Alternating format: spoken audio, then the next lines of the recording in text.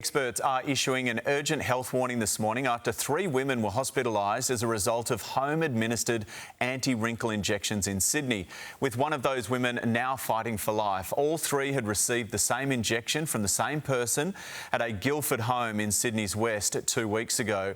To tell us more, we're joined by Dr Ginny Mansberg. Great to have you with us. So, first off, New South Wales Health have said it's suspected botulism. I mean, that sounds like something from the Dark Ages. What is that? So it's actually damage from a toxin that is emitted from a bacteria that actually paralyses nerves. So it's toxic to nerves and it can cause anything from droopy eyes to actually not being able to swallow and not being able to breathe.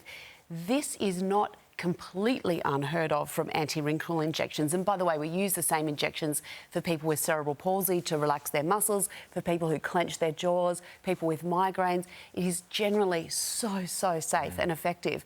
But what we never hear is about this sort of thing happening from a registered medical practitioner using a proper TGA registered product in a clinic. That we don't hear. It's these kind of home jobs where things go wrong. OK, so self-administered, we'll get to that in a sec. But first off, those going to these clinics and getting it properly, do they need to be concerned?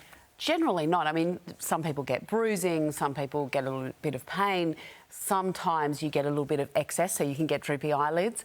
Tends to wear off. This kind of thing, botulism, where you need to end up in hospital, it's just pretty much unheard of. So how does it happen? How do they get a hold of it and administering it at home? Is it illegal? So they're using dodgy products that are mimicking the proper registered products, and then somebody who thinks, I could do that, I'm pretty good, I've had a few Botox injections myself, is going, I can do it for a really big discount. And I would say that there is a cost of living crisis. Lots of us want to, avoid having the more expensive products.